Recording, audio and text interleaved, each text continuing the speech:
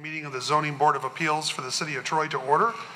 And I would like to, for the purposes of the public that are here or viewing at home, like to quickly introduce those people up here on the dais who will be participating. Over here to my far left, your right, is Ms. Kupa, and she is a full member of this board, but she also is a planning commissioner for the City of Troy, and she serves as our liaison to that board. This is Mr. Lambert next to her, and this is Vice Chairman Agawes. I'm Glenn Clark. I serve as the chairman of this body. Over here to my right is Mr. Desmond and then Mr. McCauley, and those are the members that are present here for tonight's meeting. Over here on the side dais, we have Mr. Evans, and he works in the city administration, so he'll serve as our liaison from the city administration for tonight's proceedings. And we also have Mr. I did this last time to you. This is Alan Motsney, and I don't know why I have not been able to remember his name for the last two meetings.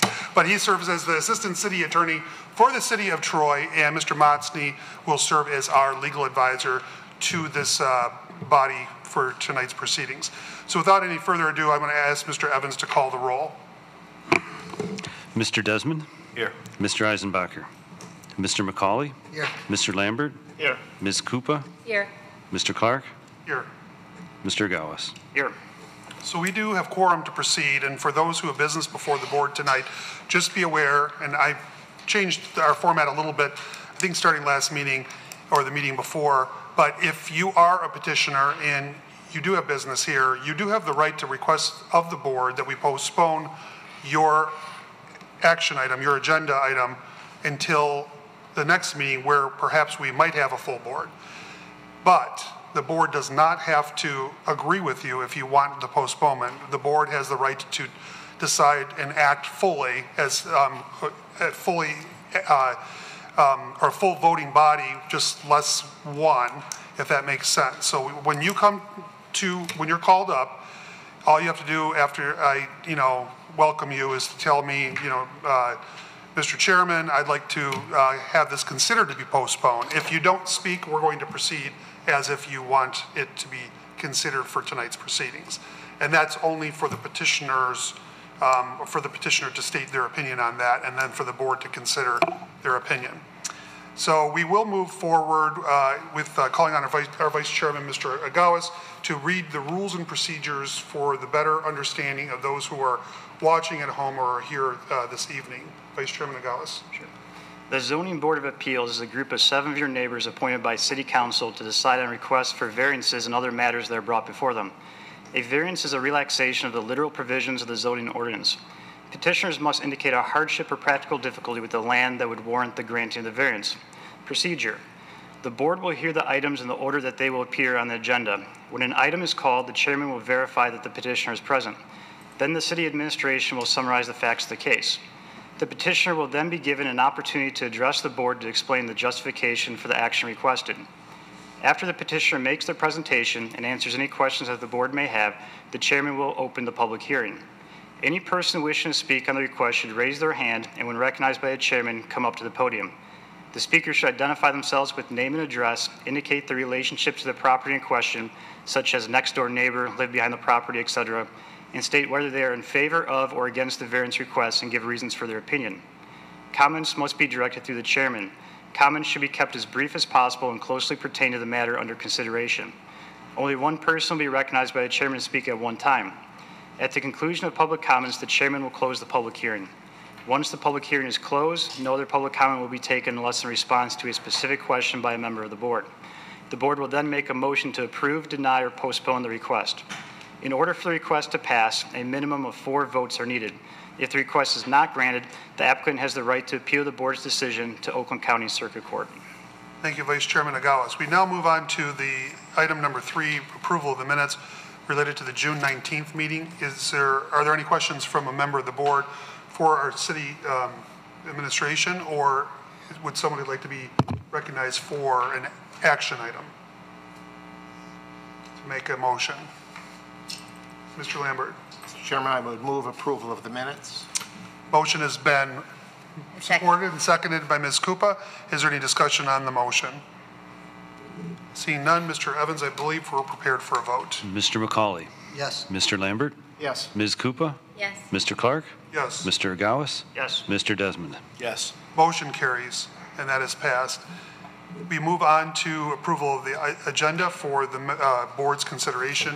Is there a member of the board who has any changes to the agenda that they would like to suggest? Mr. Lambert? Mr. Chairman, I would point to Mr. Evans. I think he has at least one change to the agenda and maybe a couple more. That's correct. The first item on our agenda for Lovington 2641, 2651, there's an error in the public hearing notice, so that matter has been rescheduled to a special July 31st meeting here in front of this board, so we will not hear that item tonight.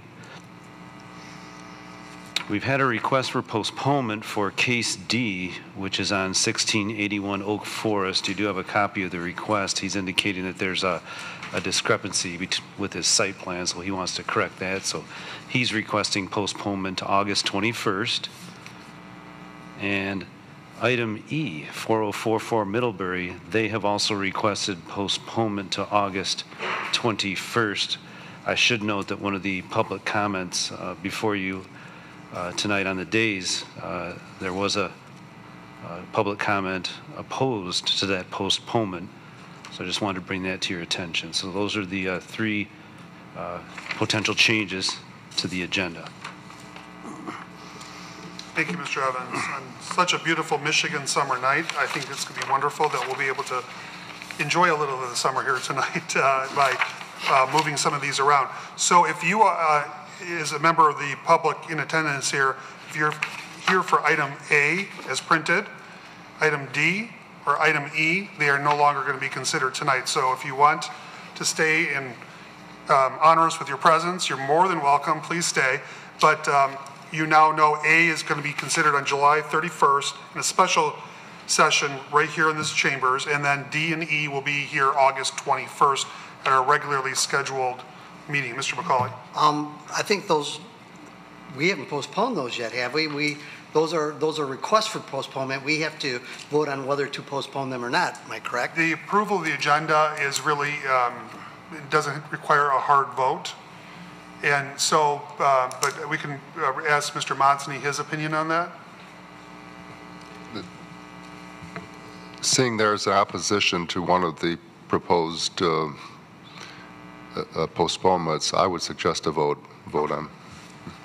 Thank you, Mr. Monsney. Thank you, Mr. McCauley. And I believe there may be an individual here opposed to that. I think so. Is that correct? I'm seeing just in the audience that the person here would like to speak. Well, they're opposed to it, and if given the chance to speak, they might want to. On which item? I'm sorry. I believe it's item. What street? Middlebury? Okay, Middlebury.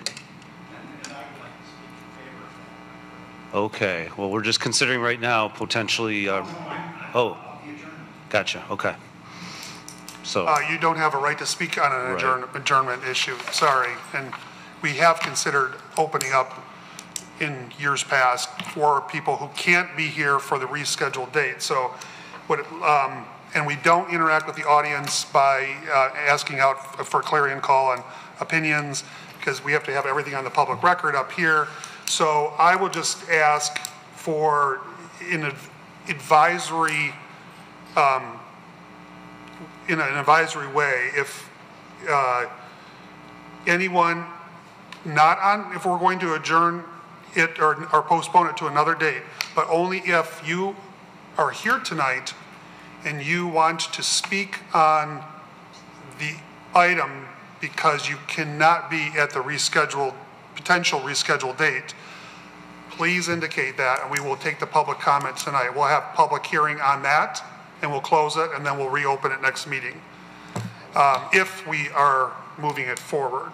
So I think the proper way of dealing with this at this point in time is there a motion by a member of the board to consider or to advocate for postponing A to July 31st, D and E to August 21st, or any member has the privilege and the right to bifurcate these and then make a separate motion just for one or two out of the three or 3 out of the 3. It's a member's privilege. So I will, as chairman, just consider any motion that's being made at this time. Mr. McCauley. Mr. Chair, I make the motion that we table items A and items D for those two entities, and that we move forward with item E tonight. That is my motion, that we continue with item E tonight. Okay. There's a motion for postponing item A and D only and not item E. Is there a second to Mr. McCauley's motion? Second.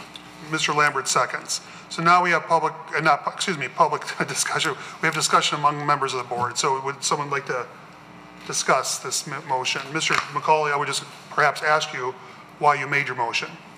Because there is opposition to it. There is somebody that... Opposition to what? Please be to specific. the postponement of this agenda item.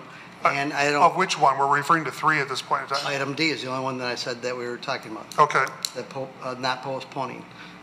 So as far as item E is concerned, not postponing item E is continuing with that. I don't see a valid reason or a rationale for that, where opposed to D I do, because they need a survey to get an exact lot line, and I see A because that was basically a notification, what would you call it? Right, error in the public notification. Public notification, so we have to reschedule that one. But I'm not seeing any valid reason to move E, and we do have opposition to it. Changing that agenda item to a later date. But what, just under discussion, what about the possibility of allowing somebody who's opposed to it to speak on that item tonight? It goes in the public record and we postpone it to the next meeting when we could fully more discuss it. We don't have to, but that's just a couple options, different ways to skin the cat. I have a motion on the table, so I don't know that. It's a discussion, so that you want to proceed with what you Yes. moved. Okay, very good. Anybody else? Any other member? Ms. Krupa? And I just want to make a point of clarification for everyone here that the variance request for Lovington will be different than what's printed on tonight's agenda. There's actually be an additional variance that's going to be part of the meeting on the 31st. So I know we're using the postponement terminology, but actually new notifications have been sent to all the property owners within 300 feet. So I think it's important that everybody is aware that that request will be slightly different than what's shown here, as opposed to a postponement for something identical that we see. So I just wanted everybody to be aware of that. Right, and any petitioner has the right, as long as it's not before the noticing to the surrounding public and the legal requirement to notice the general public through the city website and so forth. And so the petitioner would have that window, whatever it is, to work with city staff to change the language. So it's really the petitioner's right to be in front of us with more information to be in our next packet. Precisely. If that motion is approved. Right. Okay. Thank you. I understand. Good. Anyone else? Any other member? Mr. Lambert? Just clarification. So probably the appropriate wording is that item A is being removed from tonight's agenda, and item D would be postponed to the next August meeting. Would that? I think that's a very accurate way to say that. Yes, I'd feel comfortable with that. I don't understand that is correct, because if you remove a petitioner's request, then they're going to have to refile not only the fee, but the application. If you completely remove, if we dispose of it, it's gone. And because this was an error made by the city, Oh, we didn't charge to refile, I see. but we wanted to get them on a meeting date as soon as possible to avoid the inconvenience of having to wait a month because of an administrative error. So the good news is that's all in process to be heard on the 31st as opposed to the regular meeting in August. So, not to be technical, but, so Mr. Lambert, I would say that how you stated it is correct. I would just ask Mr. McCauley if you agree to that, because it is your motion. You have a right to your motion. So if you believe that that is a friendly understanding or a friendly amendment, then we can proceed. If not, then Absolutely, I agree with that. Okay, very good. Thank you. So is there any other discussion? So what just for clarification, I'm going to vote no on the motion because I do believe that we could essentially walk and chew gum here at the same time, which means that we could take the gentleman's comment during public comment on the item that he's opposed to, and then have the motion fully postponed until the next agenda. And what I think maybe perhaps what I'm going to do is instead of doing that, so it's my prerogative, I'm just going to make an amendment to Mr. McCauley's motion, and that is to add back on item D to be postponed fully to the August 21st meeting. So if there's a second to that, what that will mean is when we vote, we're going to vote on the amendment first, so you can vote your opinion on that, and if it is approved, then the McCauley motion is changed, and it will be with A, D, and E all inclusive in it, but that would be two separate votes. The amendment is always fully executed first, and then the main motion is either changed or it's the original. Is there a second to the amendment? Someone like to second the motion? Second the amendment, okay. Okay, so now we're talking about the amendment. Clarification, Mr. Chairman, did you mean you wanted to postpone item E to the? I'm sorry, E, I said D. All right, I yes, just wanted to yes, make sure. yes. Okay. Yes, All right. that's correct. Let the record reflect I meant E. Is there any discussion on the amendment? Vice Chairman Nagaus? Yeah, I'm confused. Can we just say it all together cleanly? Or maybe just split it up and knock out the easy part first and then go to the more challenging decision, which is E? Right, but the issue is Mr. McCauley already made a motion to deal with E separately. You know, I'm saying like basically knock that off, and then my motion would include it. So if you vote yes on this motion, it's about dealing with A, D, and E, and striking A. In a sense, it'll be before us again under a repackaged version on the date that we talked about, which is July 31st. D and E would be before us on August 21st, but we will take public hearing. That's not what my motion was. That's my motion. Okay. The amendment always goes first. Okay. You work your way down to the main motion. Right. Can we amend amendments? Anybody who makes an amendment now Let's see how deep the rabbit hole. would be the first one to be considered. You always work your way down. Is there any other discussion? Hearing none, Mr. Evans, I believe we're prepared for a vote. A yes vote is to deal with, as I described, A, D, and E here tonight by moving them or acting upon them towards being dealt with at a future date. A no vote would take us back to the main motion, which will be dealing with A and D only, and then really taking up item E. Well, I'm sorry, and then basically disposing of item E according to Mr. McCauley's wishes. Ms. Koopa. I see from the email from Mr. Parcell, the applicant, that he is unable to attend to present his case to the board.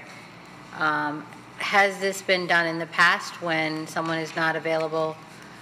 What has been the precedent? Mr. Evans? Well, we have postponed before. I can tell you that. I don't remember all the reasons why, but certainly we've Do postponed. we ask before. for reasons why they can't? I recommend to the person writing that they put the reason in, but they don't have to. They can say whatever they want. And do we typically, 9 times out of 10, do you have just a guesstimate on whether we typically postpone when the applicant themselves is requesting a postponement? I would say in the time, based on the feeling I get from the board and our past history, well, we don't postpone that many, but I have a comfort level of telling applicants when they say, for whatever reason, they can't have they can't be there, they want to be at the next one. I say without trepidation, send it to me. It's likely it'll probably be postponed. So, yeah. It's been I would agree with Mr. Evans, in my experience on this board, if a petitioner takes the time on stating that they can't be here, then we postpone it. If they just don't show, then maybe they don't want it anymore, and this is the proper day, and they were not confirmed with that. The public was noticed, properly. I mean, that's the rule of thumb. And I can never remember a member just saying, no, let's not deal with that if they had requested it. So there may have been a time, I can't recall that. I think it's worth noting, just for the record here, that we have the opposition to the postponement of agenda item E has been due to safety concerns that the city has cleared as not being a safety concern. So just for the public record's sake, I think it's worth noting that's kind of why this is being debated as to why it should be postponed or not. So. Good information. Thank you, Mr. Desmond. Anyone else before we vote on the Clark amendment? Seeing none, Mr. Evans, we're prepared for a vote. Mr. Lambert, Yes. Ms. Koopa, Yes. Mr. Clark, Yes. Mr. Agawas, Yes. Mr. Desmond, No. Mr. McCauley. No. Okay, motion passes. Now we go to the Macaulay motion, which incorporates the Clark amendment into it. So essentially makes it the same thing as we just voted on. So if you're in favor of moving those things as, but on all items, A, D, and E, then a yes vote is your vote. If you disagree with that, then you can vote no on that motion. And then it brings, if the motion fails, then it brings it back to the board table for further consideration. Any discussion on the motion? Any questions? Mr. Evans, we're prepared for a vote. Mr. McCauley, No. Mr. Lambert, Yes. Ms. Koopa, Yes. Mr. Clark, Yes. Mr. Agawas, Yes. Mr. Desmond, No. okay. Motion carries, and so we will deal with all those items with one. What we're going to do is, if you are here, what I'm going to do is we're going to rearrange the agenda really quickly because we're still at that point. So we're going to make item B, item A, and then item C will become item B, and then item F will become item C. So don't think that your kindergarten alphabet training didn't come into effect sometime in life. And so now if you are here for the former item A, former item D, or former item E, we're going to take those in order first. So there's kind of like a spot in front of the new item A, if that makes sense. So what we're going to do is let anyone who wants to speak on public comment to speak on those items right now. And you don't have to come back, but you can come back in the future if you want. There's nothing that precludes you from stating a new opinion, a variation on your opinion, the same opinion, or a completely different opinion, if that makes sense. So what I'm going to do is take the former item A, and if you're here for that item, which is related to 2641 and 2651 Lovington, please step to the microphone. I'm going to open the public hearing on that matter and ask for any member of the public to speak on the former item A at this time. Please present yourself to the podium at this time. Seeing that there is anyone, I'll close that out. We're now going to quickly move to item number D, related to 1681 Oak Forest. If you're here to speak on the public comment to the board, please proceed to the podium. I'll open the public hearing on that matter. And if you're a member of the public who would like to address the board on former item D, which is related to 1681 Oak Forest, please present yourself at the podium. Please come forward. Good evening. Good evening. My name is Nick Bookman. I'm the backdoor neighbor of Srinivasa, and I support his petition for variance. Okay, thank you. Anyone else on, I'm sorry, Mr. I have a McCoy. question. What is your address, sir? 1682 Ashwood Court. Thank you. I'm sorry, can you just do me a favor? Come back to the microphone, please, and then just repeat it into the microphone, which is the public record. So my name is Nick Bookman. I live at 1682 Ashwood Court. I am the house immediately behind Srinivasa, and I support his amendment for variance. Okay, thank you very much, sir. Anyone else on this matter? Second calling for anyone else on the matter. I'll close that public hearing out. Now we move on to the former item number E, related to 4044 Middlebury. If you're here to speak on the public record related to this meeting, please come forward to the podium and present yourself. Good evening. Thank you. My name is Richard F. Felrath.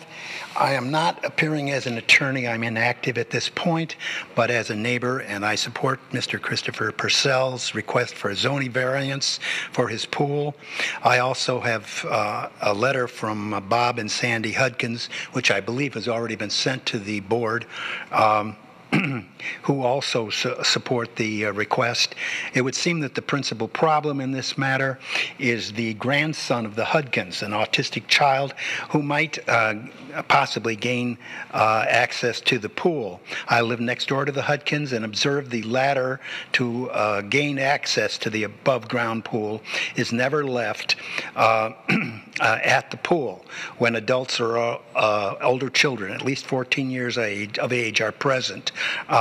And there is a shed in which that ladder is kept, and no child could get it out of there. It takes about 20 minutes to get it out of that shed, so that's really impossible. Also, there is a loud alarm which will sound if the water is disturbed, and there, as I see it, there's virtually no chance that Jack, who is the autistic child, would get into the pool. Thank you very much. Thank you. Anyone else who would like to address the board on this matter, please proceed forward. Thank you. Good evening. Good evening. My name is Gary Harris. Address is 4051 Greensboro Drive, and I'm opposing the appeal from my neighbor to have that 2 feet pool variance. Main reasons being, number one, was safety concerns. All the documentation I received from, and my wife received from Paul Evans, pointed to it had to be a fenced-in pool according to 2015 pool and spa regulations, and there is no fence on that pool.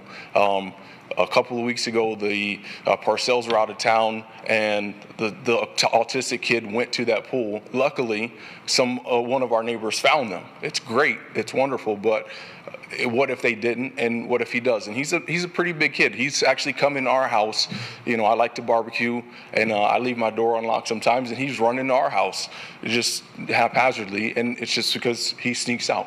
So that was the main concern, is the safety concern. The other concern is it is 2 feet away from my property.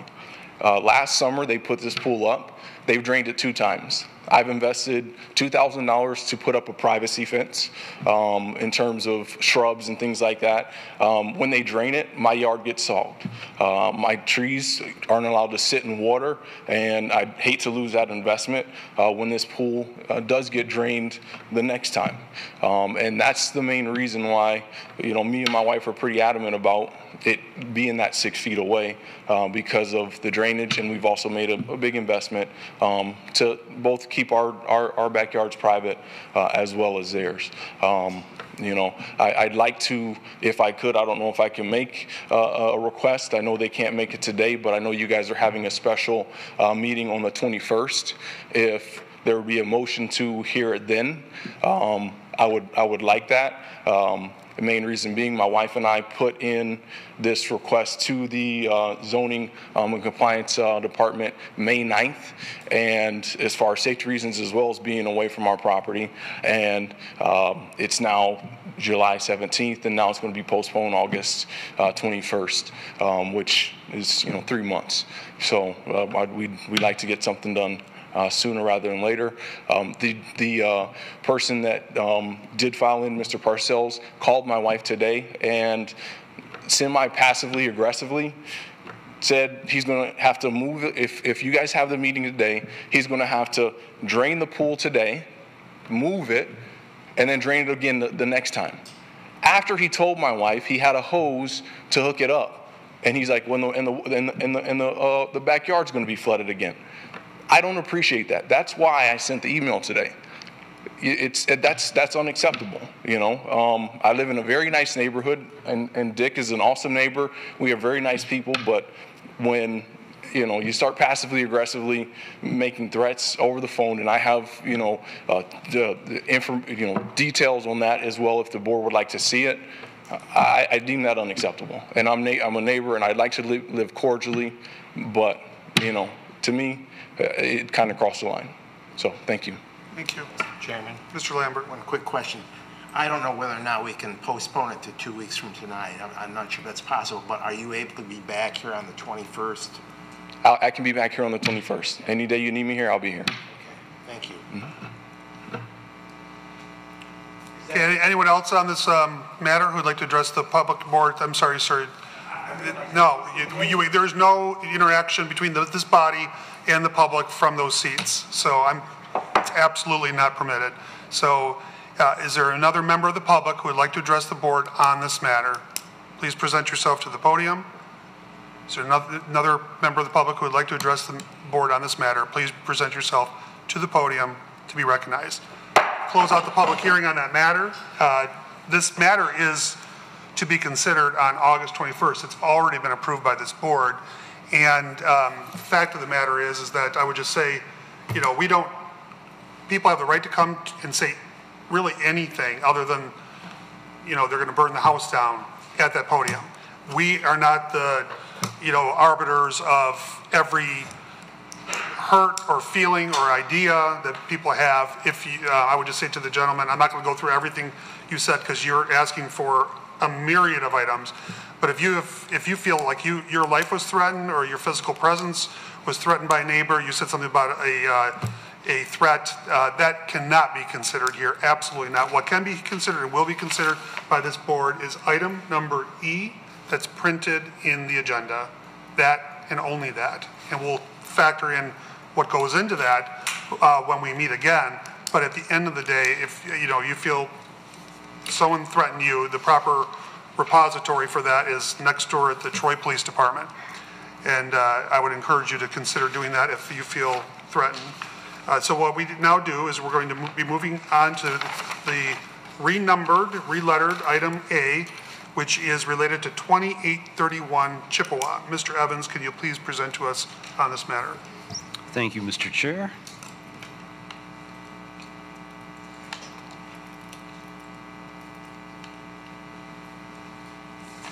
Just like to direct everybody's attention to the monitors at the front of the room.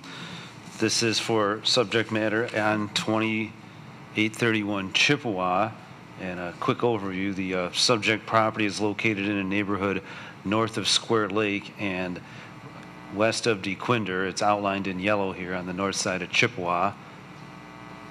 And there it is a little closer up, an overview of the neighborhood. Now what I'm going to do is overlay the color yellow, and that's going to indicate all the properties in the area that have the same zoning as the subject property, which is single-family residential.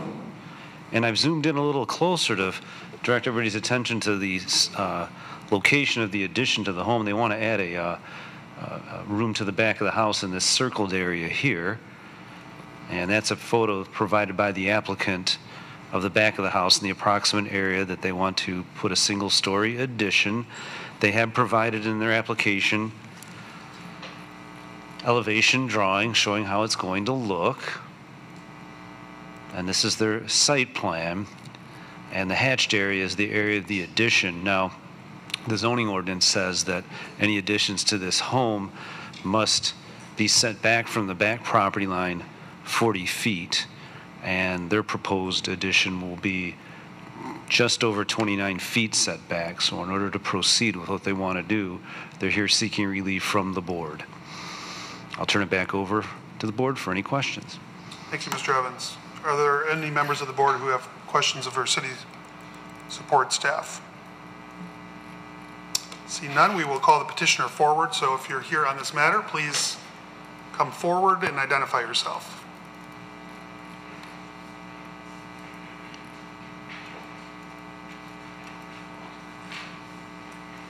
Hello. Hi.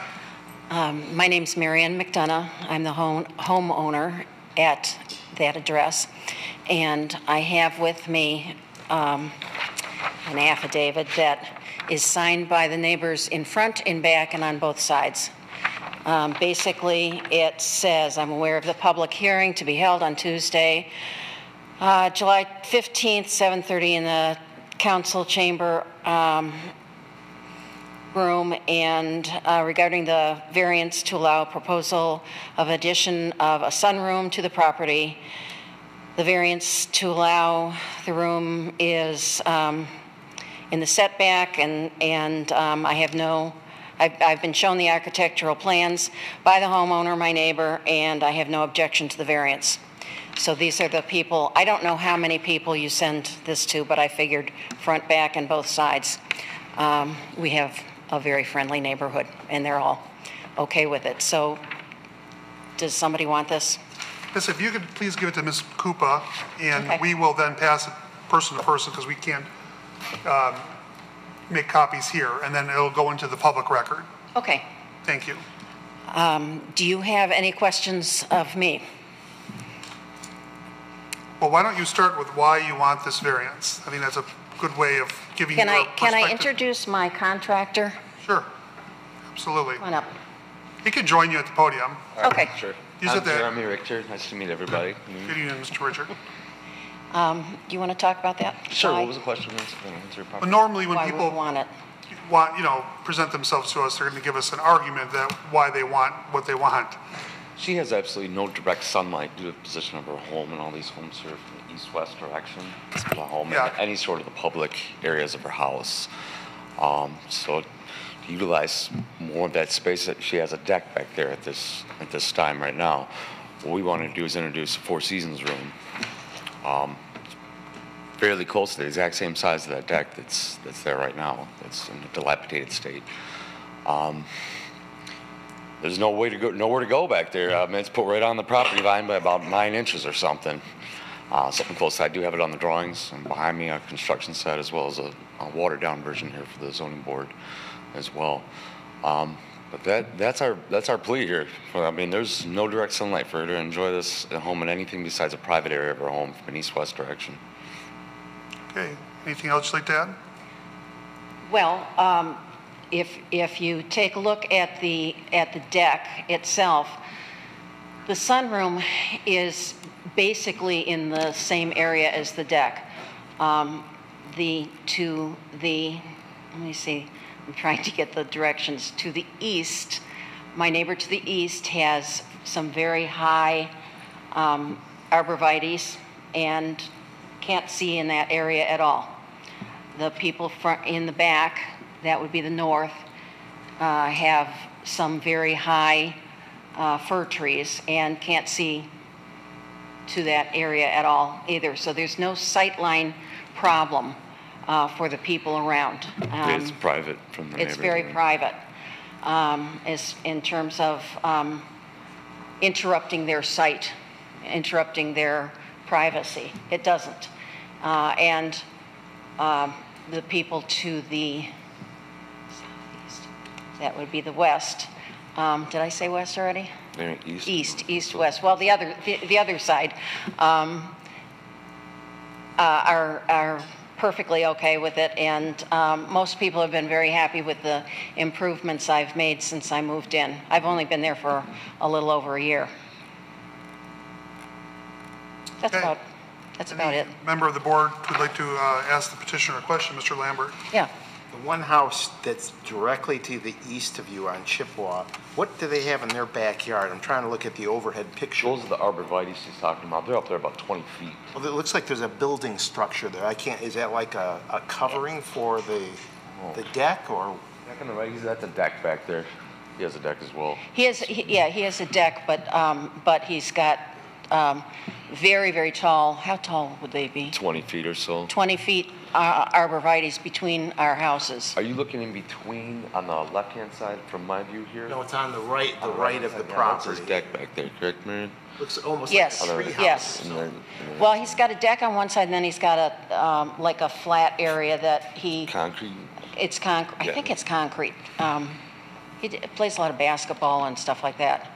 And then just behind there is a vegetable garden. Okay. Thank you. Anyone else? We have some very, very nice neighbors. I have a question. As far as hardship is concerned, has that concept been defined to you? The idea of a variance is based on the fact that you have a hardship relative to the property. What would be your hardship? Why do you get to vary the use? Well, basically, it's the fact that because of where the house is, there's no window that I can get direct sunlight into, or be in a place where I have sunlight kind of around and be, I don't know, it's a little dark. It was dark in the house. It's kind of dark, and that's basically what I'm kind of thinking of. I have to replace the only hardship I have is when I bought the place, the deck is literally falling apart. It's I won't let anybody stand on it. It's that dangerous. It's one of those things where you walk and go up. How large is the overall extension that's being put on? Oh, we have it on the drawings. About the exact same set that you guys have here, too. That's why I brought him. 12'6". It's 12 feet. 12'6" from the rear of her existing house. So the interior size of the room is 12'6" inches. All right. So for any size furniture, anything get smaller than that. So to be conforming, you're talking about a 3-foot room. You can't really. Yeah, exactly. You'd have a rocking chair and no room to open a door. Okay. It really wouldn't be worth putting a room on. Sure. If I conformed completely. But you could conform by replacing the horrible deck that you don't allow people to stand on with another deck the same size. It would fit because logically there's a deck there already. If I went over there, I could say that deck there is not good, and Mr. Contractor could come along and give you a brand new one the same size. No variance requested. We're not going to fix lack of lighting in the home, but I would also think a little bit about putting a structure over a window or two. Is that going to happen? That would provide less lighting in the house by putting a 3-season room. What are you asking? You were talking that really the only hardship I hear is that there's lack of lighting in the house. Normally when I talk to people, I say, well, are you going to get rid of that window and put in French doors? More windows equal what? More light.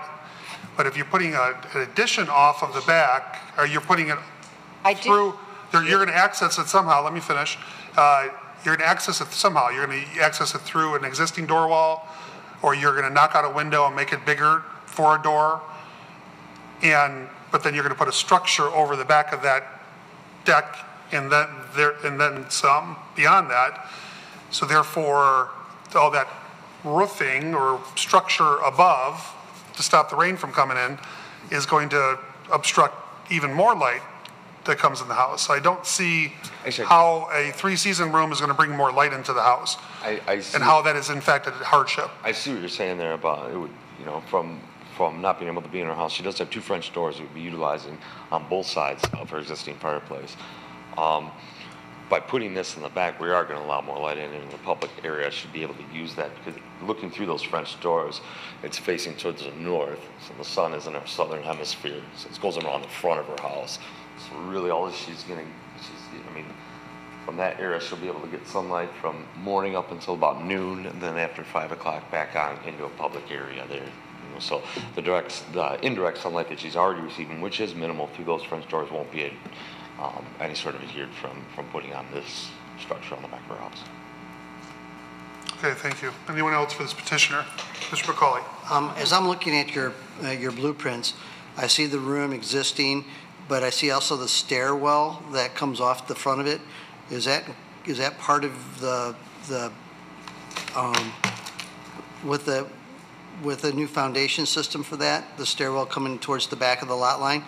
Are you measuring from the end of that stairwell, or are you measuring from the actual building itself to the distance from the existing house? The variance that we're asking for is just for the covered section of this, not the deck. If you're looking at the stairs coming down, the 3 risers. Yes. The variance is just for the Four Seasons room, not for the uncovered deck. So I'm looking at this. Then I have the Four Seasons room. Then I have stairs coming down to a deck that will extend even farther back than what's currently there. It'll come down 4 inches to the deck, and then 3 foot, 4 inches, whatever it is for the size of that stairwell. Okay. And you need to put a foundation in for that stairwell. Yeah, okay. Just 4x4 concrete. Is my question for staff after this would be something else? Okay. Anyone else for the petitioner? Okay, you can have a seat, please. Thank you very much. I'll bring it back to the board in a second, but I'm going to ask or Vice Chairman Agawas to give us a detailed analysis on all of our communications on this matter. I saw no other communications. Okay, thank you. So now we do bring it to the board for any further inquiries of city staff or a motion. Vice Chairman Agawas. Mr. Chairman, I have maybe a discussion starter here, maybe prompted by, oh, sorry, go ahead. Do we have the public hearing yet? Oh. Later. Well, because I brought it back to the board table because I think Mr. McCauley wanted to be a quick question during his comments. Yeah, we'll get to that in a second. I just want to bring it back here so we can dispose of Mr. McCauley's question. I can wait till after the public. Okay. I'm going to open the public hearing on this matter. And if you're here to address the board, please present yourself to the podium to be recognized. If you're here on this matter and you want to address the board, please present yourself to the podium to be recognized. Seeing that there isn't anyone, we're going to close the public hearing out. And Mr. McCauley, you have a question? I'm looking at this with the stairs coming down that are going into the rear setback even farther with the a foundation system for that. Is that considered part of the building, or is that not part of the building that should be considered, even though the enclosed part? If you look at the east elevation one, the next one more, maybe you. Yes, you're referring to here? That's what I'm referring to right there. Right, so the uncovered portions of this structure, including the deck and the stairs, are actually allowed to extend further into the rear yard setback than the covered portion. Okay. It's allowed to extend 15 feet into that required 40-foot setback. So an uncovered deck could be as close as 25 feet back from the rear property line without a variance. Okay. And so right now, with the enclosed feature, it's at 29 feet opposed to the, from what I've seen, 29 opposed to the 40. So they only have 4, that could only be 4 feet? Because their petition is to have the rear setback at 29, not 40. Right, so it's going to encroach into that 40-foot setback by a little less than 11 feet, 10 feet, 10 inches according to their plan. Does that answer your question? Okay. Okay. Any other member of the board? Vice Chairman Agawas. Yeah, this is more to start a conversation maybe amongst our members here, prompted probably by Mr. Desmond's question about a hardship. I'm I'm skeptical of the proposed hardship so far, being that there's just lack of sunlight, being a north-facing backyard. By that logic, nearly 25% of all the cities in Troy would have, exceptional or unique characteristics just by facing north in the back. The other thing is I think there's lower cost options to bring light into the house. When I lived at my old place in the city of Utica, I had a similar problem with the backyard being kind of shaded, a lot of trees back there, and I had 2 big windows installed in the back of the house, brought in a lot of sunlight. So I think there's other options than simply a sunroom addition. Thank you, Vice Chairman Nagawis. Anyone else? Mr. Desmond, no? I just, the ability to structure a motion based on a hardship, based on our criteria, I just don't have a way to do that, even if I want to, because I want you to have this on your property, because I would want to have it or whatever. It doesn't matter. I don't have a mechanism by which I can structure a motion to say yes, because I haven't actually heard. I just heard that you have a house that you want to make an addition to, which isn't the premise behind the variance, and I don't have a way to make that regardless of what I want to do. I don't have a bureaucratic mechanism within our mandate to structure a motion that way. So that presents a problem for me. So. Thank you. Anyone else? Ms. Koopa. I think it was read out in the beginning, but petitioners must indicate a hardship or practical difficulty. And I think that's where I also see the challenge. I think one of the things I would say is our board is not here to grant every variance that comes, but if there's a practical difficulty to grant the variance. And I don't see the practical difficulty. Any other member? Mr. Lambert. I guess the only comment I would make is I did actually think that there is a practical difficulty, that there's these lots are very narrow compared to a lot of other lots that would be in the same zoning district. So that's where I thought I saw a practical difficulty.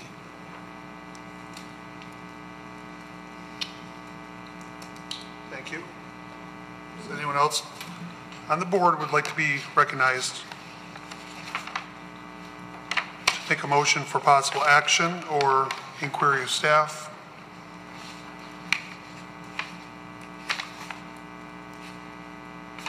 Seeing that there isn't any, this doesn't happen very often. In fact, I think it's been the only time since I've been on this board.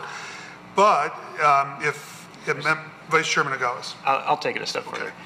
Hate leaving it out here with dead air, right? I'll make a motion to deny the variance because I don't see any exceptional, unique characteristics to the property, and I didn't believe the petitioner established a hardship or practical difficulty.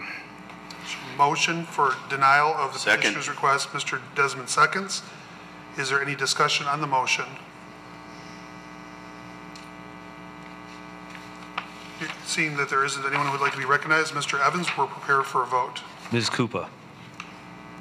Yes vote Yes. is to deny. Yes. Mr. Clark. Yes. Mr. Agawes. Yes. Mr. Desmond. Yes. Mr. McCauley. Yes. Mr. Lambert. No. The motion is agreed to, and we have to inform the petitioner that her request has been denied. We move right along to new item number B related to 2984 Hill. Mr. Evans, could you please present to us on this matter? Thank you, Mr. Chairman. Yeah, the subject property is a residential neighborhood south of Long Lake and west of DeQuinder. It's at the southwest corner of Hill and DeQuinder, outlined in yellow on this overhead. And the subject property and all surrounding property as indicated by the yellow is zoned single-family residential. And they want to add a covered structure to the rear of this home in the area circled in red here on the overhead. They provided us elevations of the new, or I should say the proposed structure. There's some side elevations. And their site plan indicates that the setback of the proposed structure will be 20 feet from the rear property line. The zoning ordinance requires that it be set back 35 feet from the rear property line. So in order to proceed, they're going to need relief from the board tonight. I'll turn it back over to the board for any questions. Thank you, Mr. Evans. Is there any questions of city staff? Mr. Lambert. Mr. Evans, is this some kind of easement for a drain along the edge of the property? Behind it there?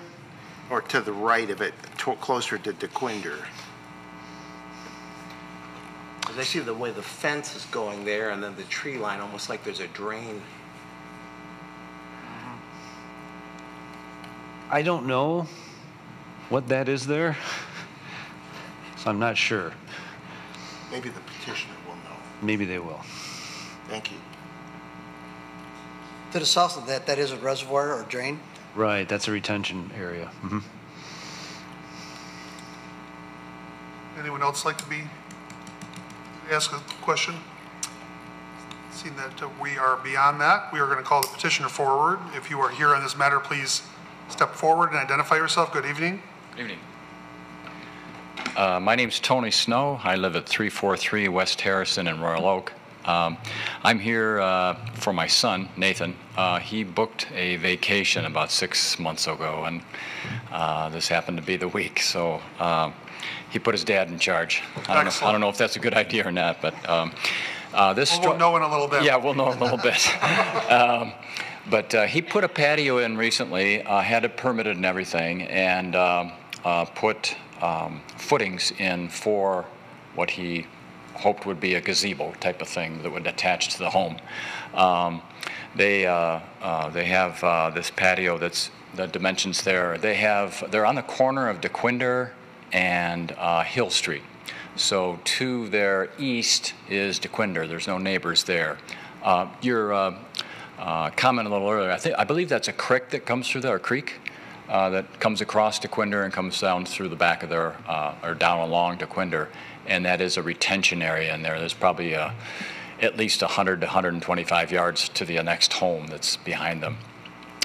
The gal, I think you have with you or in front of you a letter from the gal directly next door that had no issues with the overhang or attached. I don't know what to really call it, a gazebo or a.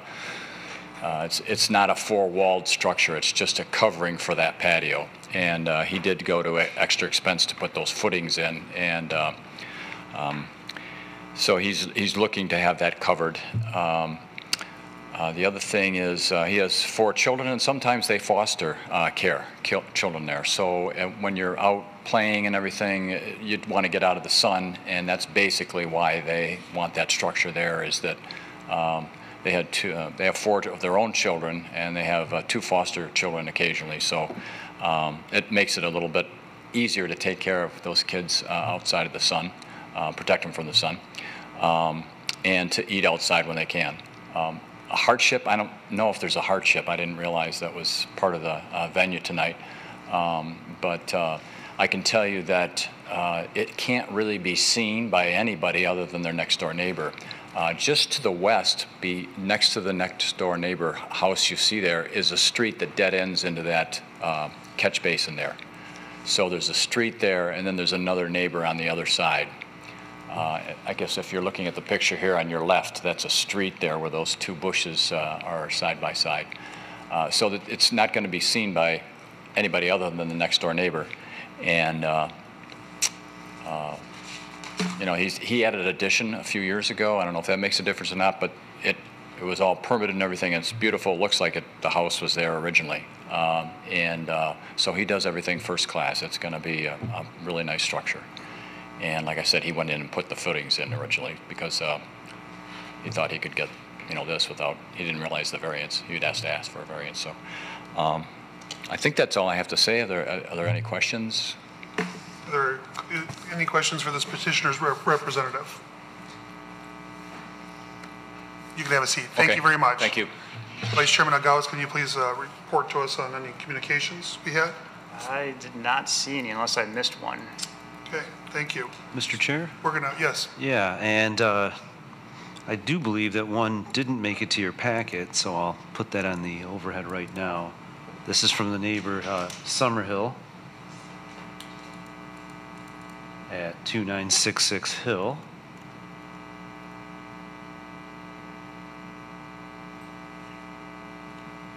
It looks like she's indicating that she has no objection. Thank you.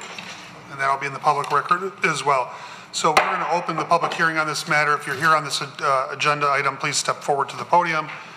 and you'll be recognized to address the board. If you're a member of the public and like to address the board on this matter, please step to the podium at this time and be recognized.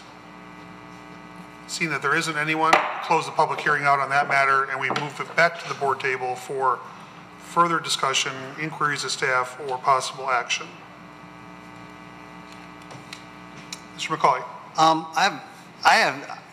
As I look at this property and I look this over, and I've actually driven by it, I see, from my view, I see the practical difficulty that this homeowner has is because of where this lot is situated with that drain, that ditch that he was talking about there, going through there, that they had to offset the house on the property more to the west than what would normally should have been. And I think because of that creates part of the hardship for them. So that is now really their yard to the east and not to the south where it should be. So because of that, they don't have the ability to be able to extend in their backyard because of the limited area and also abutting to the retention pond. So I looked at the practical difficulty as the dimensions of this lot made it difficult to place the house, which made it difficult to be able to extend what they might need to in a normal situation.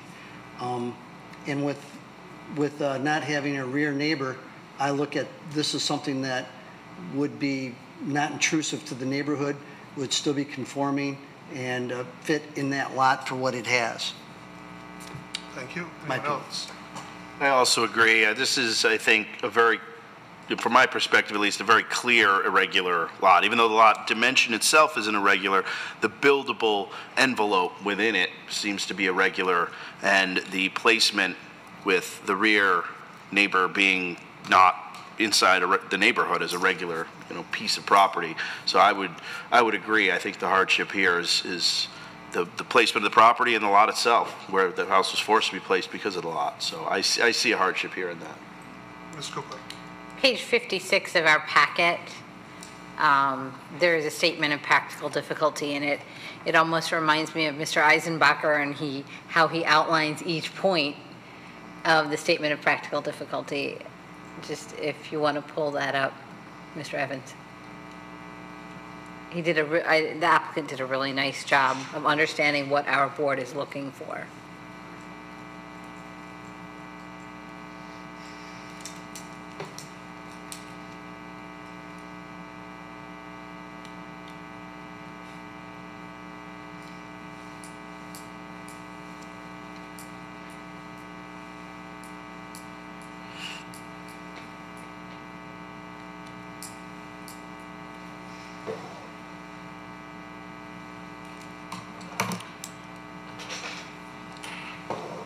This was, Mr. Evans, can you just scroll up a little bit? This is Mr. Hill's son, is that correct? Yes. Yes, that's I assume. Okay, thank you. You should Thanks, take Ms. this Cooper. and put it in your packet when people come and ask, well, how do we do a hardship? yes. Just show them that. You're like, you need one of these. No. So related to 2984 Hill, is there a member of the board who'd like to make a motion? Ms. Cooper. I would like to make a motion to grant the variance request. Second. Motion for approval. There's a second indicated. Is there any discussion by a member of the board on the matter? Seeing none, Mr. Evans, we're prepared for a vote. Mr. Clark. Yes. Mr. Agawas. Yes. Mr. Desmond. Yes. Mr. McCauley. Yes. Mr. Lambert. Yes. Ms. Koopa. Yes. Motion is agreed to. Mr. Snow, congratulations. And welcome your son and daughter-in-law back with good news, I guess, right, from their perspective. So thank you very much. We are going to move on right on to item number C, related to 4967 Crooks. Mr. Evans, would you please present to us on this matter? Thank you, Mr. Chairman.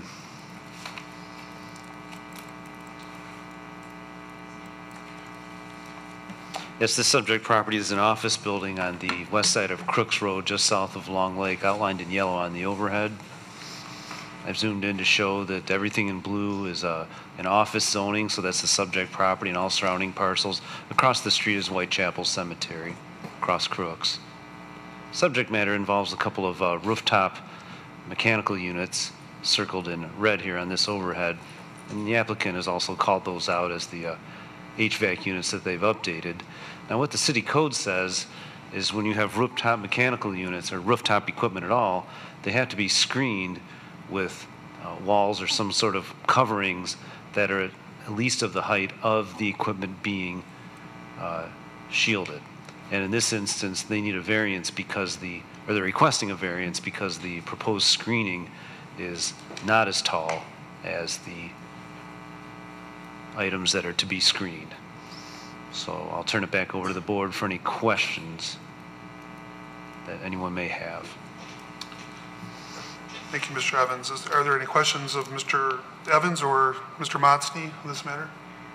Did they present two options in their proposal?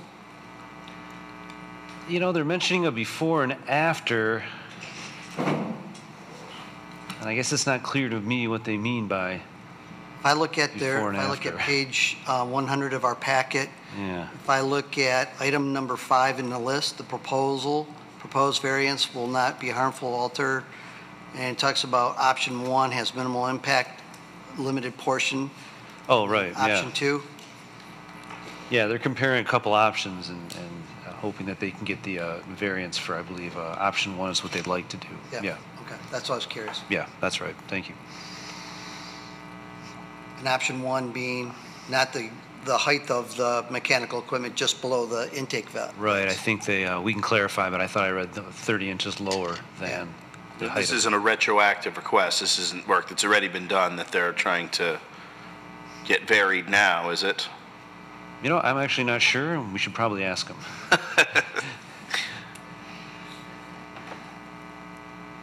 Anyone else for our city's support staff?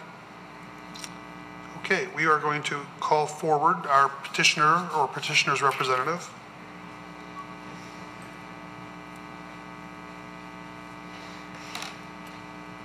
Good evening. Hi, I'm Bill Cayozzo, the owner rep for Unisource Health at 4967 Crooks Road. And this is Ryan Graybrow. He's our engineer who spec'd out all of our wind screening, our equipment screening. So if you have any technical questions, Ryan will answer all that for you. Great. Good evening. Do you want to tell us why you...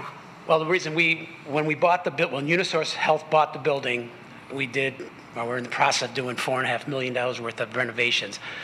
One of the first things we had to do is update the rooftop units. They were 30 years old.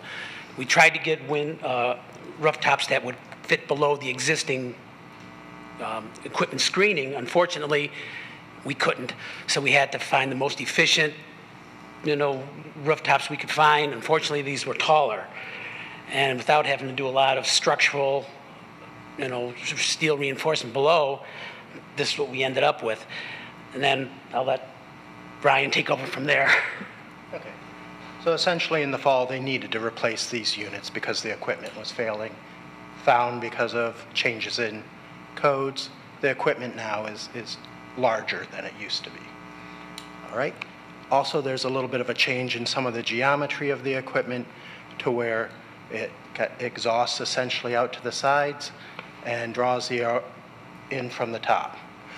Essentially, they had to replace the units, and they were looking to increase the size of the windscreens in order to cover them, but found that the perimeter of the existing windscreen is too close to those units in order for them to extend it up to the full height. So if they were to go to the full height, they have to move that perimeter outward. Moving that perimeter outward is what winds up requiring additional structure, reinforcement of joists, because you wind up moving things like the snow loads when you have drifts and things like that. Additionally, looking at the size of the area that becomes an obstruction of view to any of the neighboring properties, the windscreen itself, going to that larger perimeter, it also causes an obstruction of view. Yes, you're covering up that last top vent portion. However, it becomes about 3 times larger in width in order to do that. And so essentially, the difficulty comes about because they had to make an update to the machinery to meet code. The machinery is geometrically different, and in order to go to that full height would push the width of that perimeter wall out. By doing that would necessitate structural changes, and by having to do those structural changes, they would need access within the unit, and they would most likely lose the tenant in that upper unit as well, from my understanding. You would actually put them out of... Sir, you're going to have to speak up. Yeah, you would actually, those tenants below, we would shut them down for a number of weeks while we're structurally trying to reinforce, and they would not be happy, so. Okay, thank you. Anything else? And you'll see on some of the drawings, it shows us extending, that windscreen, or the equipment screen. So certainly the proposal is to take it up as high as they can without conflicting with the machinery. The alternate makes a much wider, much larger windscreen and causes significant difficulty. Yeah, and see the photos up here. This is the existing T111, which we knew we had to update, and when the rooftops went in back in October, they were approved by the city, and we knew this was going to come up. So we were trying to be proactive and say, okay, we know we're going to have to update this screening. So what's the best way to do it? So that's why we're up here today. So we know we have to do something. So is it all the way up to the top, or can we go right to that intake, with the variance, so we can get the most efficiency out of our units without, destroying them, because they're going to overheat. Because I know we have issues with our other buildings with the wind screening. That's all. So the overheating issue is essentially, it's actually the exhaust and not the intake that you're looking at. That exhaust, if it hits the wall that's too close, it winds up directed back in, and so instead of getting cool air to cool off the equipment, you wind up with warm air, you overburden the equipment, and you shorten the life of the equipment, and you run less efficiently. Mr. Lambert. Two questions. I think somebody may have already asked one, but we weren't sure. Those new units have already been installed then? Yes. Okay. Yes. Okay. And secondly, when you were looking at putting in new HVAC, did you think about putting it on the ground rather than on the roof? Go ahead. No, we couldn't. There was no way, just the way the configuration of the existing ductwork, there was no way we could do it. This was the best configuration that would fit the building. Okay, thank you. Mr. McCauley. I have a question now. Mr. McCauley is recognized. Yeah. He had his hand up, and I recognized him. You were looking at me. Yeah, he kind of. I did call Mr. McCauley. The top vents are intake? No, those are the condensing coils, so the air has to cross over as the condensing fans below. We also need the wind to help cool. Okay, so the ones coming down the side are if I look at that, the ones... Those are the condensing coils. So there's the fans below. Actually, there's fans up top. Yeah. It draws air in from the top, blows it across the coils, which are the dark portion of the photograph you're looking at. Okay. And then that air exits out the side. And you're saying the concern was that the exiting air just in the existing walls are too close right now, that it recycles back in? Well, right now, if you were to extend it up, the walls are very close to the unit. That exiting air would get rejected and drawn back into the fan and would recirculate that condensing air. So you would say that would do that even if you extended the screening up to the bottom of the intake? Well, we're proposing to extend it up to the bottom of the intake. And that would be sufficient? That wouldn't create that issue with the recycled air? We believe that should be sufficient. Right. If we go to right how we have it proposed, we should be fine right there. Yes. I just want to make sure I understand it, yeah. And we can paint that wall the same color as the unit, or however, just so it all looks uniform. Thank you. Mr. Desmond. Now, this current construction, what is it? Is it steel? It's not T111? Well, that, right now, it's T111, but I think they've proposed like a metal, what is it? Yeah, I have to look. It's not necessarily a standing seam, but it's a metal panel, vertical metal. Like a corrugated panel or something like that, something. I don't think it was corrugated, but a vertical panel. Sure. What about the possibility of making that being a primary screen, but then another material that's porous on top of that, so it would shield it from vision? You wouldn't be able to see it, however, it wouldn't impede airflow as much.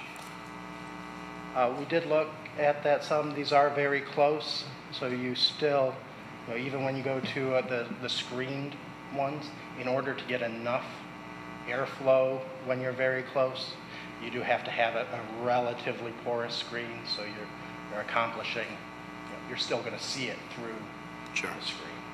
Okay. All right. Thank you. Thank you. So,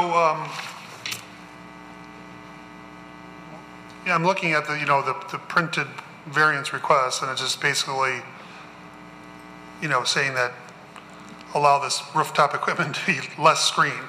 What's the variance? What is the space differential from what is required and what you're requesting?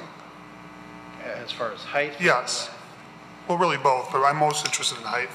Okay. So essentially we're asking to be allowed 30 inches below the unit. Okay. And how far setback is the property from the road? I would have to... Roughly?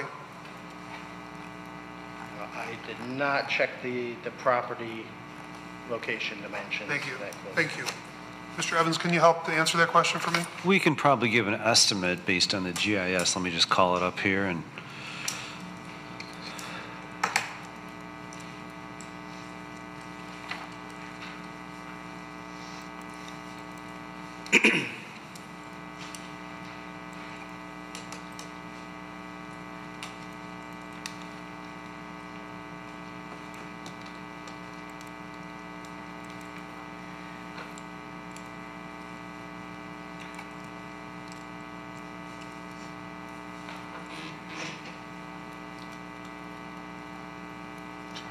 so what is that?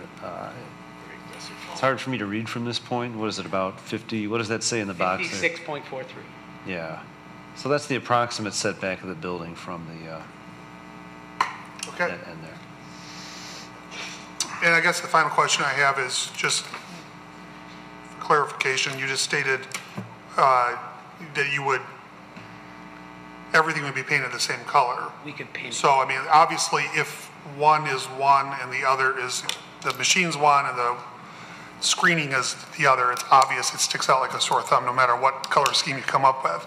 But if it's all copacetic, then it's obviously more blends in. So I wanted to make sure that that you agreed with that, right? Yeah. Yeah. Okay. If you can have a seat, please, if there's nothing else. Thank you.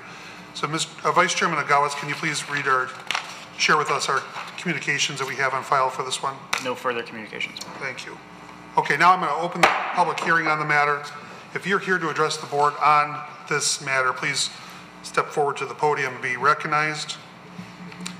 You're here to address the board on re-lettered item C, which was the old item F, related to 4967 Crooks. Please step to the podium and be recognized. Seeing that there isn't anyone, we'll close that matter out as far as the public hearing and bring it back to the board table for further discussion, inquiry, or possible action. So remember, the board would like to be recognized. Vice Chairman, Mr. Desmond. I drive past this area constantly, and I mean, as far as the idea of fitting in with the basic nature of the neighborhood, I mean, you're not going to, I wouldn't know the difference driving through there. I mean, it's not, in this particular case, I mean, it sounds like they're trying to work with what they've got, and I mean, I have a hard time telling somebody they're going to have to make a lot of major structural modifications for an aesthetic change that's pretty arbitrary, but that's just my opinion, so. Is there another member who'd like to be recognized?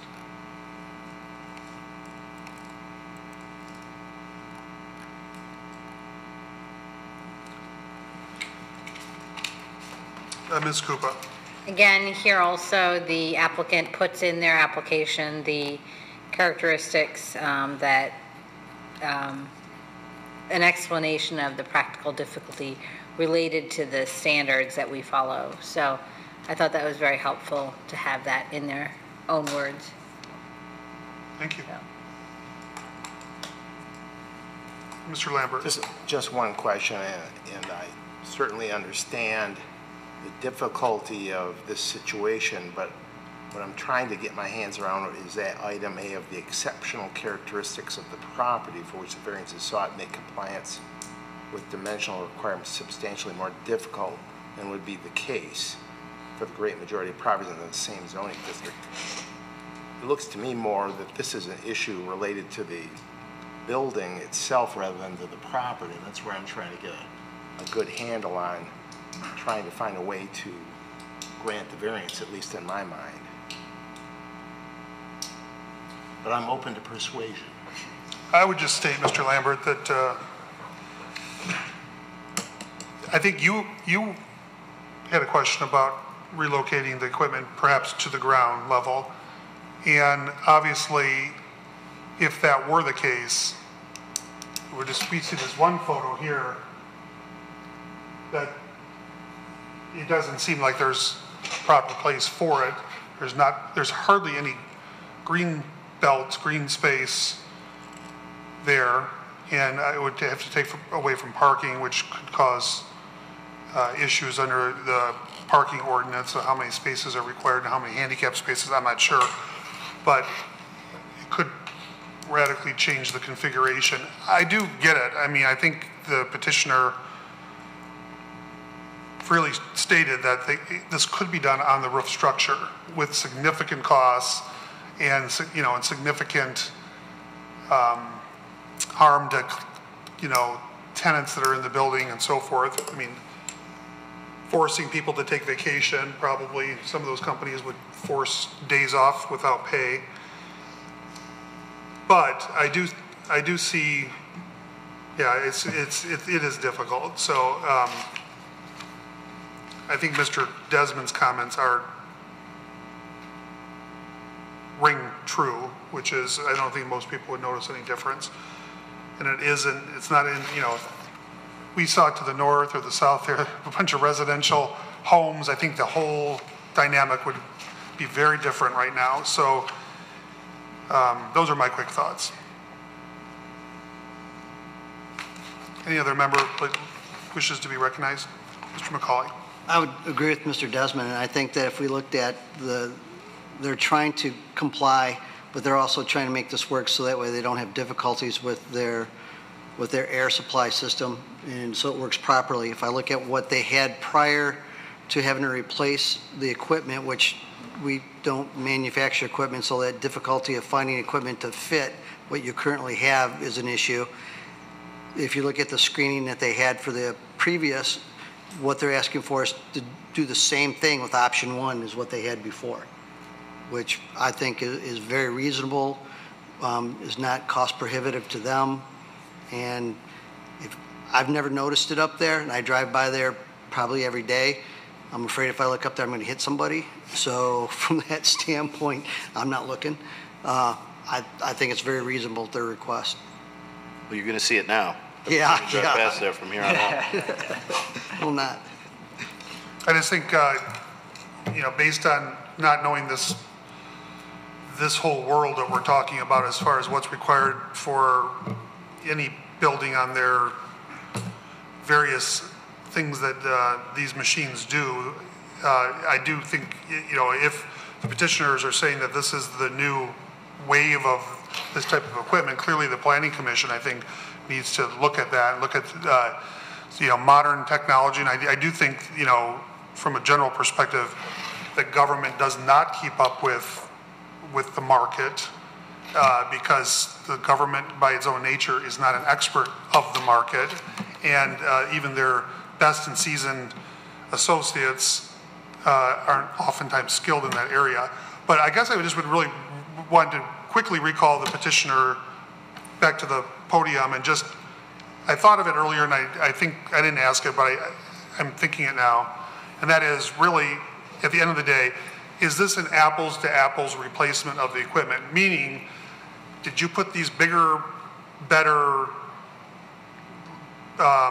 taller equipment, pieces of equipment on there because this makes it running that building cheaper for you? Meaning this was an option that you pulled that trigger because you're making, you're cutting your bottom line somehow.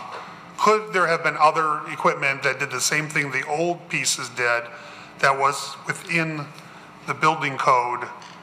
Because you did reference earlier changes to the code. So I'm not a mechanical engineer, I'm structural. Essentially, my understanding is the older units were smaller. They used more energy in just overpowering the fans. To meet the newer energy codes, a lot of times what's happening is that the mixing volumes, the airspace, they're using more of the efficiency of how the air moves and mixes, which requires larger equipment. So that's my understanding is to meet the energy code, these were the options that they found available. And we tried to find units that would fit in the existing screening. Unfortunately, the units we found would have pushed the screening out, and which would have pushed them outside the building. Extended, because if you notice on the picture, it's pretty close to the edge of the building, which would not have worked. So we had to go up. So we had, and which we actually had to reinforce some underneath to begin with, just to accommodate these. So we tried to fit, but unfortunately it was out or up, and we had to go up. But we didn't try to overpower. We just tried to fit units that would work for the building. Mr. Desmond. This is a problem that is not just specific to them, but it's the new energy code of the last several years has dramatically been changing, and they're not the only ones facing this. So this is happening in other communities as well. So it's something that I've heard often. So this is not, just unique to them, and they were hunting for a cheap device or anything like that. We see this pretty consistently right now. So I just wanted to let that be known. Anyone else for the petitioner since they're here? Okay, you can have a seat again. Thank you. So would a member of the board like to be recognized? I would like to,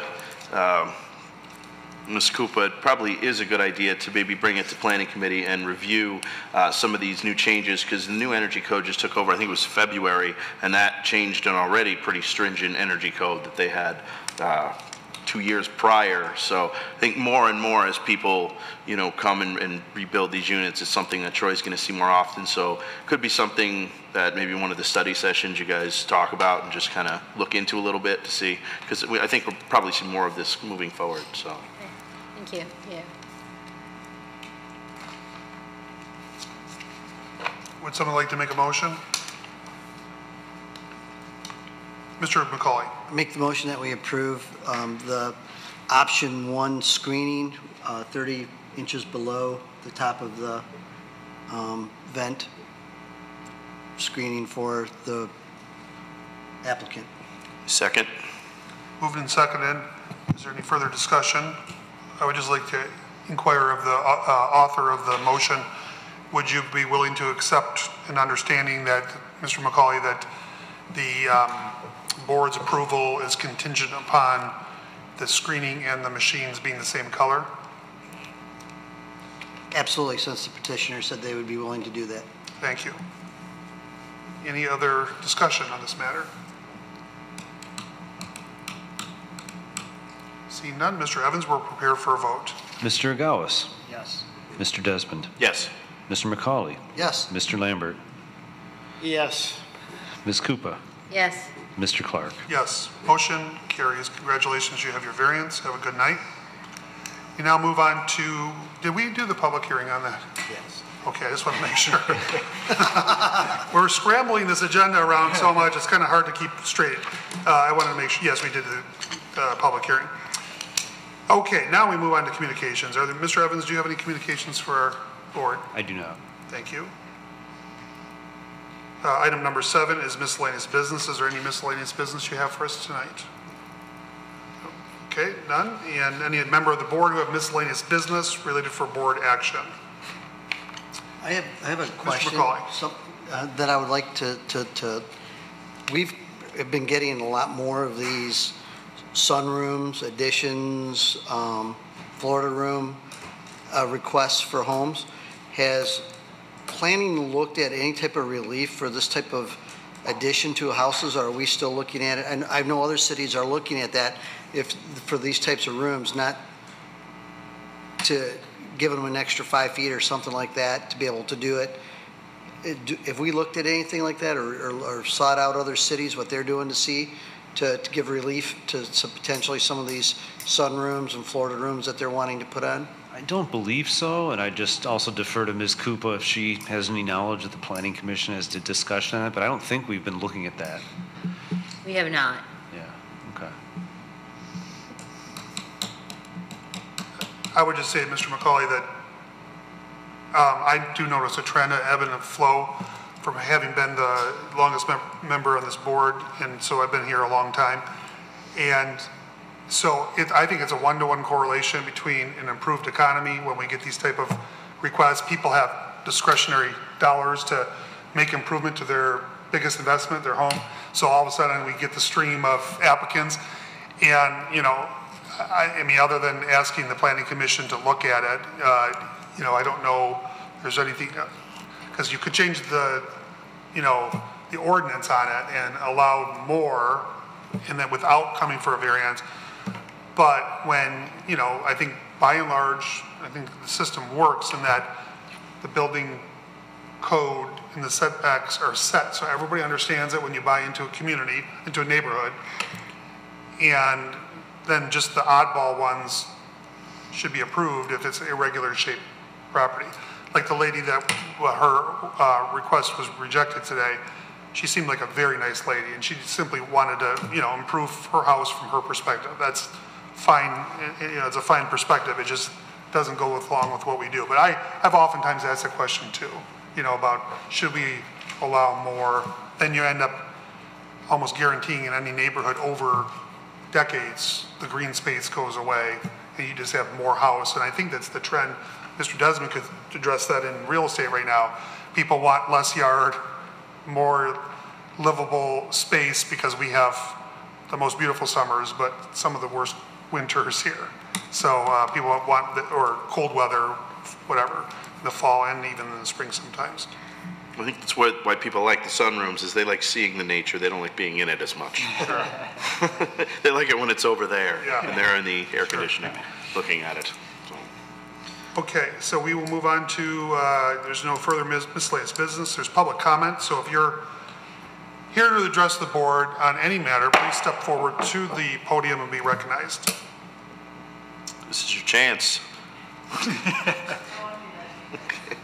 If you're here to address the board on any matter, please come to the podium and be recognized by the chairman.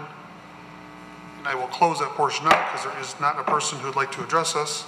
And before anything else, is there any other business that I'm not aware of?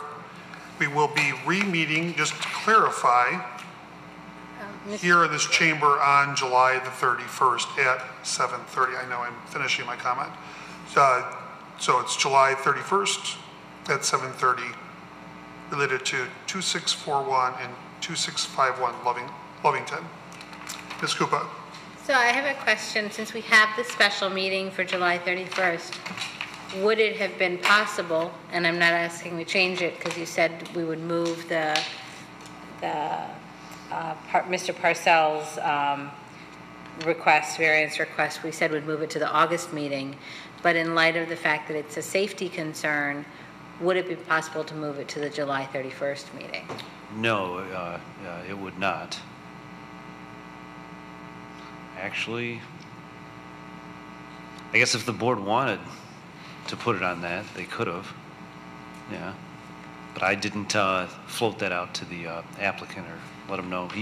The applicant's under the impression that next meeting was in August.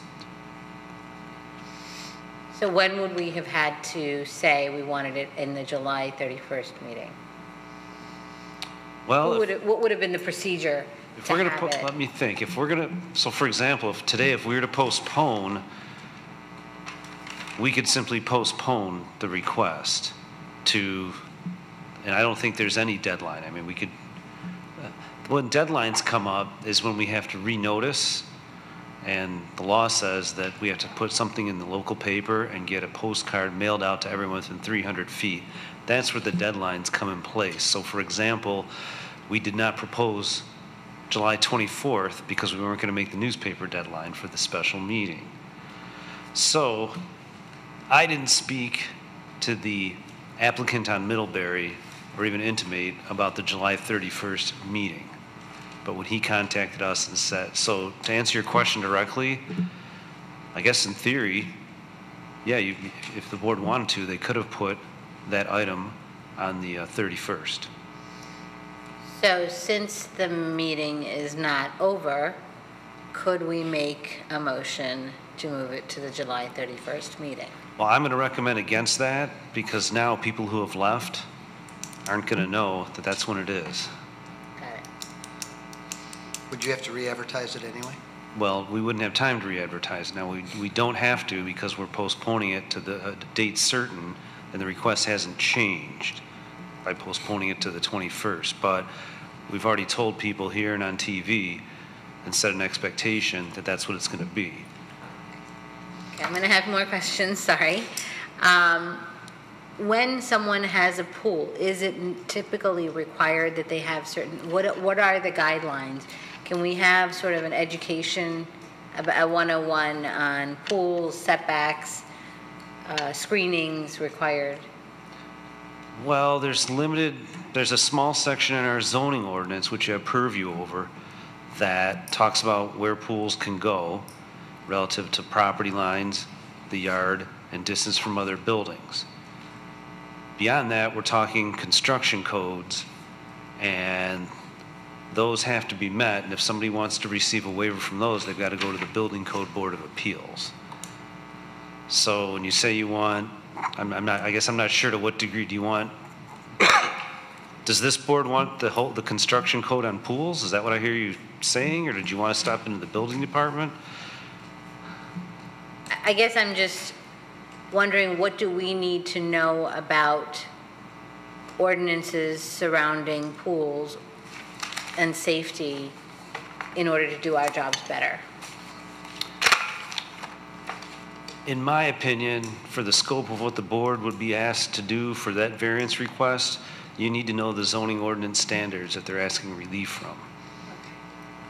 We did have, as you saw, there was a claim that there's a safety issue. We asked the building official to look at it. He didn't believe there was an imminent safety issue.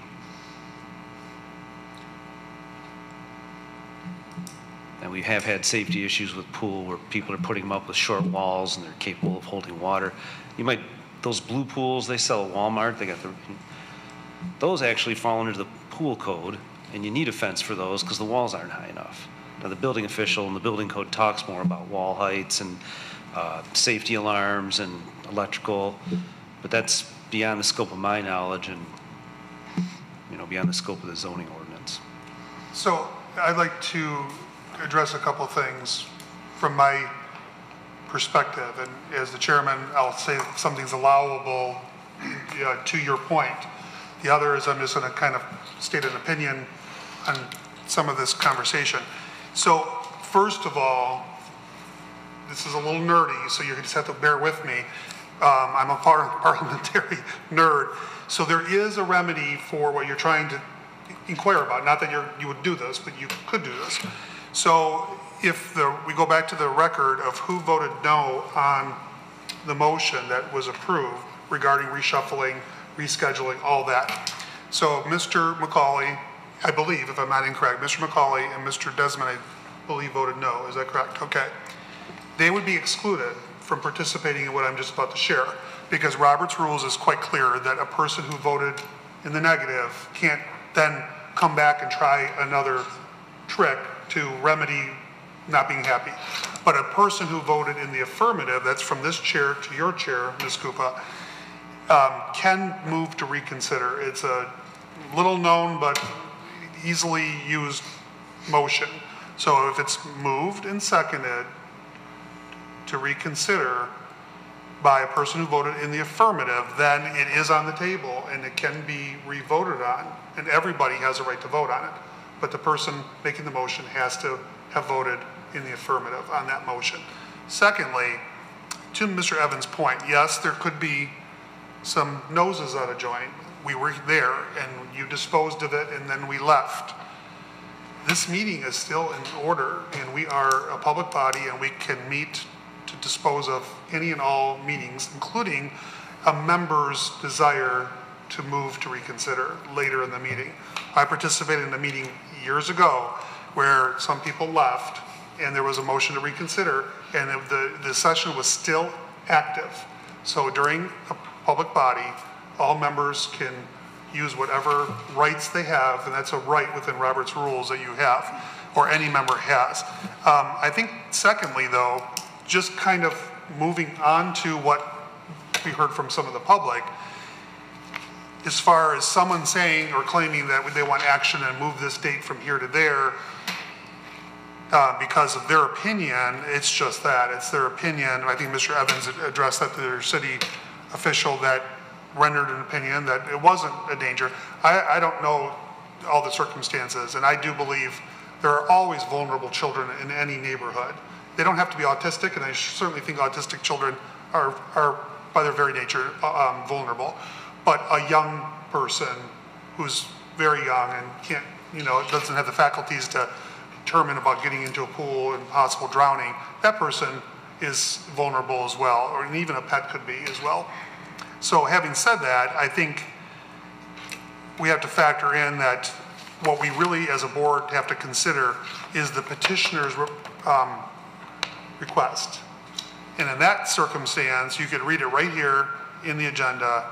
They want the existing pool to be 4 feet 4 inches from the shed, where 5 is required, and 2 feet from the rear property line, where 6 feet is required. We've never rearranged anything because somebody walked in off the street and said, well, I think that's a fire hazard, a choking hazard, a swimming hazard, or drowning hazard, a traffic hazard. There's many different types of hazards. And so I would be very hesitant to act upon anything like that because, I believe, municipal governments are not perfect, but obviously we have somewhere in our city administration somebody who's skilled and credentialed to have rendered that opinion. And so that's why I feel like we have to not,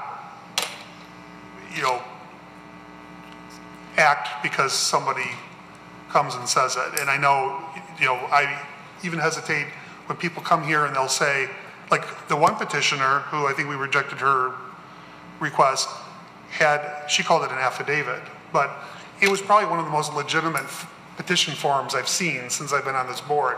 People were clearly identified and so forth, but we don't have the time to verify those names and addresses and those signatures. And when somebody, in which oftentimes is the case, oh yeah, I talked to the neighbor behind me or across the street and they're in favor. We don't know that, and we shouldn't consider that. We have to, factor in the facts. And I think, you want to be considerate, and people will share their opinion.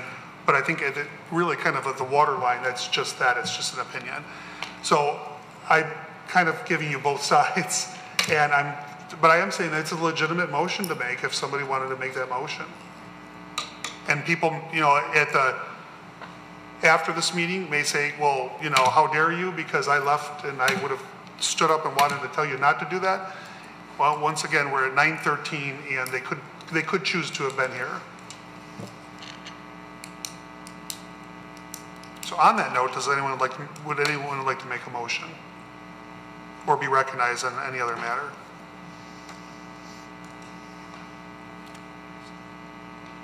Okay, well, we are about to be adjourned, so thank you everyone. We'll see everyone back here on July 31st, and we are adjourned.